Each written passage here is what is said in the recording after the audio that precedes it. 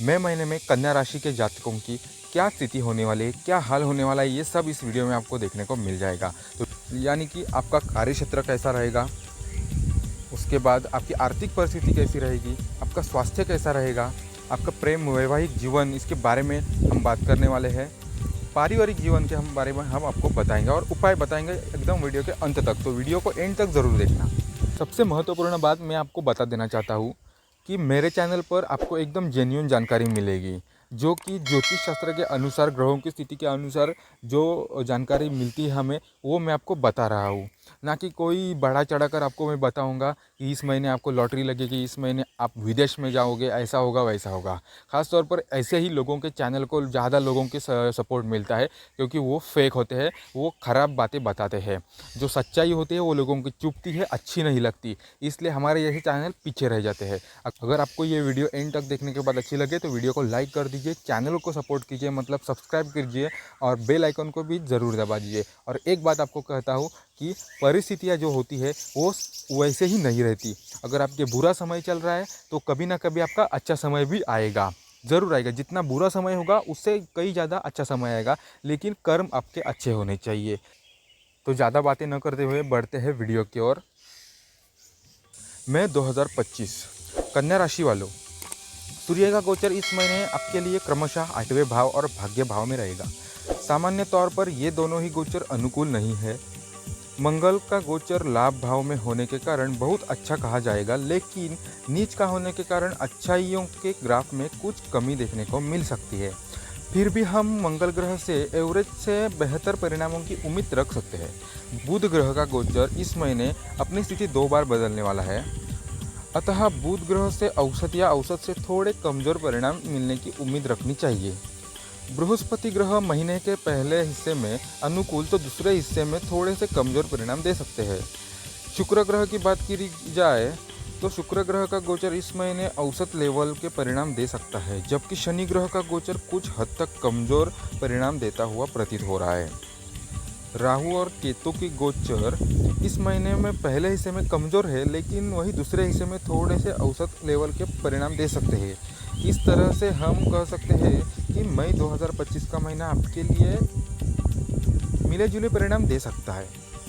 ये तो रही सामान्य तौर पर जानकारी। अभी हम मेन मुद्दे पर बात करने वाले हैं, यानी कि आपका कार्य क्षेत्र कैसा रहेगा, उसके बाद आपकी आर्थिक परिस्थिति कैसी रहेगी, आपका स्वास्थ्य कैसा रहेगा, आपका प्रेम वैवाहिक जीवन, इसके बारे में हम बात करने वाले हैं। पारिवारिक जीवन के हम बारे में हम आपको बताएंगे और उपाय बताएंगे एकदम वीडियो के अंत तक, तो वीडियो को एंड तक ज़रूर देखना। तो सबसे पहले हम बात करते हैं कार्य क्षेत्र। आपके करियर स्थान का स्वामी इस महीने की शुरुआत से लेकर 7 मई तक सप्तम भाव में रहेगा। बुध ग्रह का सप्तम भाव में गोचर अच्छा नहीं माना जाता, ऊपर से बुध नीच का रहेगा, इसलिए मई महीने के पहले सप्ताह में कार्यक्षेत्र से जुड़े मामलों में बहुत ही सावधानी पूर्वक निर्णय लेने की ज़रूरत रहेगी। ध्यान से समझिएगा इस बात को। 7 मई से लेकर 23 मई तक बुध ग्रह का गोचर आपके अष्टम भाव में रहेगा। ऐसे में बुध आपको मिले जुले या एवरेज लेवल के परिणाम दे सकता है। 23 मई के बाद भी बुध ग्रह की स्थिति एवरेज से थोड़ी सी कमज़ोर रहेगी, ये तो और ही बिगड़ रहा है। इन सभी कारणों से इस महीने आपको कार्यक्षेत्र के मामले में किसी भी प्रकार का बिल्कुल भी रिस्क नहीं लेना है। खासकर व्यापार व्यवसाय से जुड़े हुए लोगों को इस महीने किसी भी तरीके का भारी जोखिम उठाना ठीक नहीं रहेगा। नौकरी के दृष्टिकोण से भी महीना कुछ हद तक कठिनाई भरा रह सकता है। आपके द्वारा किए गए कार्य वरिष्ठों की कसौटियों पर खरे उतरने में कुछ पीछे रह सकते हैं। यदि आपने सही ढंग से काम किया भी तो वह काम वरिष्ठों को पसंद आएगा, इस बात में भी संदेह नज़र आ रहा है।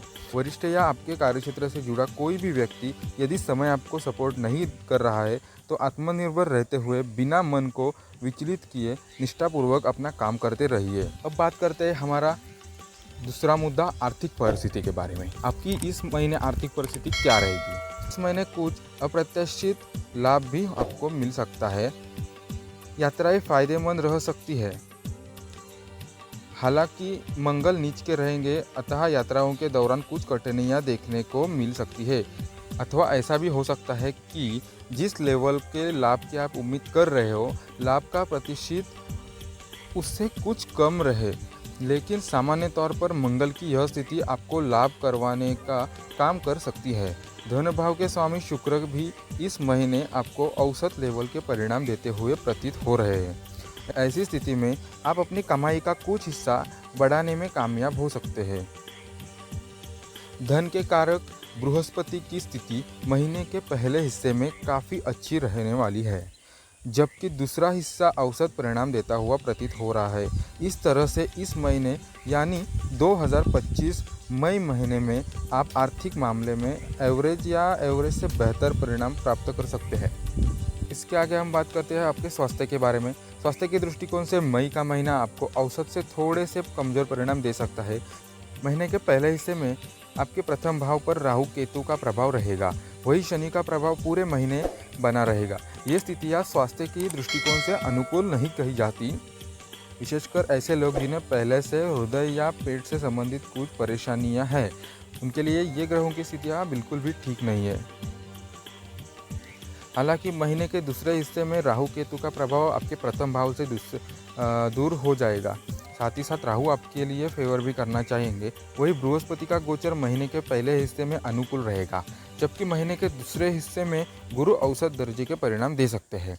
महीने के शुरुआती सप्ताह में आपके लग्न या राशि के स्वामी बुध ग्रह नीच के रहेंगे, बाद में 8वें भाव में रहेंगे। ये सभी स्थितियाँ स्वास्थ्य के प्रति खूब जागरूक रहने का संकेत आपको दे रही है। अर्थात इस महीने आपको स्वास्थ्य के प्रति जरा भी लापरवाही नहीं बरतनी है। मौसम में आ रहा बदलाव आपके ऊपर अच्छा खासा प्रभाव डाल सकता है। यदि आप जागरूक बने रहेंगे तो मौसम में आ रहे बदलाव का प्रभाव नकारात्मक नहीं होगा। वही लापरवाही की स्थिति में अथवा असंयमित खानपान अपनाने की स्थिति में स्वास्थ्य में कमजोरी देखने को मिल सकती है। आरोग्यता का कारक सूर्य भी इस महीने आपका कोई विशेष सपोर्ट नहीं कर पाएगा दोस्तों। दूसरे भाव पर मंगल की दृष्टि अधिक तीखा चटपटा खाने को आपको प्रेरित कर सकती है। तो बताई गई सभी चीज़ें ध्यान में रखते हुए आप मई 2025 में ध्यान दीजिए और खुद को बचाइए। ये महीना सच में आपके लिए बहुत ही खराब जाने वाला है, तो फिर ज़रा ध्यान दीजिए इस महीने और खुद को थोड़ा मोटिवेट करते रहिए। अगली बात करते हैं प्रेम विवाह के बारे में। मई के महीने के लिए यदि आपके प्रेम संबंध की बात की जाए तो इस महीने आपके पंचम भाव के स्वामी शनि ग्रह मीन राशि में रहते हुए अपने ही नक्षत्र और अपने ही उप नक्षत्र के साथ साथ बुध ग्रह के उप नक्षत्र में भी गोचर करेंगे। ये दोनों स्थितियाँ बहुत अनुकूल नहीं है, अतः प्रेम संबंधों में किसी भी प्रकार की लापरवाही उचित नहीं रहेगी। पंचम भाव पर मंगल ग्रह की दृष्टि भी लगातार बनी रहेगी। यह भी आपसी आर्गुमेंट या नाराजगी का संकेत कर रही है। इन सब के बीच अच्छी बात यह रहेगी कि महीने के पहले हिस्से में बृहस्पति की नवम दृष्टि आपके पंचम भाव पर रहेगी, जो सबको संतुलन देने का काम करेगी। लेकिन महीने के दूसरे हिस्से में संतुलन देने वाली स्थिति आपको सपोर्ट में नहीं रहेगी। कहने का तात्पर्य यह है कि प्रेम संबंध के लिए मई का महीना मिले जुले परिणाम दे सकता है, जिसमें से महीने का पहला हिस्सा अनुकूल परिणाम दे रहा है तो दूसरे हिस्से में थोड़ी परेशानियां देखने को मिल सकती है। विवाह से संबंधित बातों को आगे बढ़ाने के लिए भी महीने का पहला हिस्सा ज़्यादा अच्छा कहा जाएगा। वही वैवाहिक जीवन अर्थात दाम्पत्य सुख से संबंधित मामलों की बात करें तो इस मामले में आपको मिले जुले परिणाम मिल सकते हैं। महीने के पहले हिस्से में आपके सप्तमेश बृहस्पति की स्थिति अनुकूल रहेगी, तो वही महीने के दूसरे हिस्से की बात करें तो राहु केतु की नकारात्मकता कम हो जाएगी। ये दोनों ही स्थितियाँ मिले जुले परिणामों के मिलने का संकेत कर रही है, अर्थात सावधानी पूर्वक निर्वाह करने की स्थिति में दाम्पत्य जीवन संतुलित बना रहेगा। पुरानी समस्याएं दूर होंगी और समझदारी दिखाकर आप नई समस्याओं को आने से रोक सकेंगे।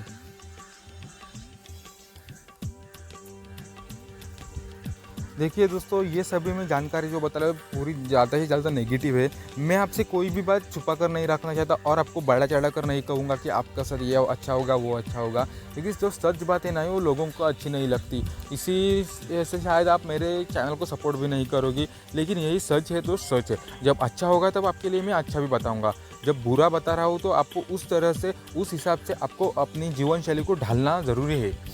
तो टेंशन ना लीजिए, जब परिस्थितियाँ ऐसी आती है तो अच्छी भी परिस्थितियाँ आती है। देखो दोस्तों, तो जो है उसमें खुश रहिए। अगली बात करते हैं हमारी पारिवारिक जीवन की। पारिवारिक मामलों में मई के महीने में सामान्य तौर पर आपको औसत लेवल के परिणाम मिल सकते हैं। दूसरे भाव का स्वामी शुक्र इस महीने उच्च अवस्था में रहेगा, लेकिन सप्तम भाव में रहेगा।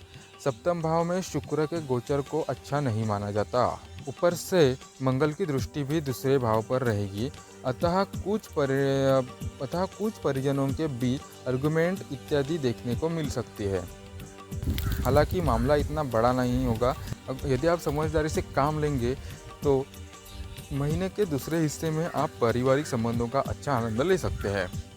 छोटी छोटी बातों पर नाराज़गी से बचने की कोशिश करने की स्थिति में पहले हिस्से में भी संतुलन बना रहेगा, लेकिन ग्रह गोचर का इशारा महीने के दूसरे हिस्से में बेहतर परिणाम देने का प्रतीत हो रहा है। तीसरे भाव के स्वामी का लाभ भाव में होना बहुत अच्छी स्थिति है और भाई बंधुओं के साथ आपकी अच्छी बनती रहेगी। घर गृहस्थी से जुड़े मामलों में महीने का पहला हिस्सा काफ़ी अच्छा परिणाम देता हुआ प्रतीत हो रहा है। घर गृहस्थी से जुड़े हुए महत्वपूर्ण निर्णयों को महीने के पहले हिस्सों में संपन्न कर लेना ज़्यादा अच्छा रहेगा। यदि कोई ज़रूरी चीज़ खरीदनी है तो महीने का पहला हिस्सा ज़्यादा अच्छे परिणाम दे सकता है। तो दोस्तों, हमारी वीडियो पूरी हो गई है। इसमें आपको एक बात बता देना चाहता हूँ कि महीने का जो पहला हिस्सा है, मतलब 1 से 15 तारीख तक थोड़ी बहुत अच्छा समय है, उससे आगे बहुत ही कठिनाइयों से भरा हुआ रहेगा ये महीना। तो पहले जो कुछ आप काम करना चाहते हो पहले निपटा लो, और बाद के जो 15-10 दिन हो गए उसमें शांति रहा करो। ज़्यादा आर्गूमेंट कुछ करना बंद कर दो, झगड़ना बंद कर दो, गुस्सा होना कम कर दो और शांत रहा करो। मुझ को मोटिवेट करते रहो और ख़ास करके अपने शरीर पर ध्यान दो, अपने हेल्थ पर, अपने स्वास्थ्य पर ध्यान दो। और कर सकते हो तो योगा किया करो, प्राणायाम किया करो, उससे आपका माइंड संतुलित रहेगा। तो दोस्तों, कोई भी आपको झूठ नहीं बता रहा हूँ, कोई भी आपको मनगढ़ंत कहानी नहीं बता रहा हूँ। ये सब ज्योतिष शास्त्र के अनुसार ये ग्रहों की स्थिति इस तरह से बन रही है, तो ये आपको बता रहा हूँ। तो वीडियो अच्छी लगी हो तो वीडियो को लाइक कर देना, चैनल को सब्सक्राइब कर देना और साथ ही बेल आइकन को प्रेस कर देना और अगली वीडियो आने के बाद ज़रूर देखना। तो मिलते हैं अगली वीडियो में। धन्यवाद।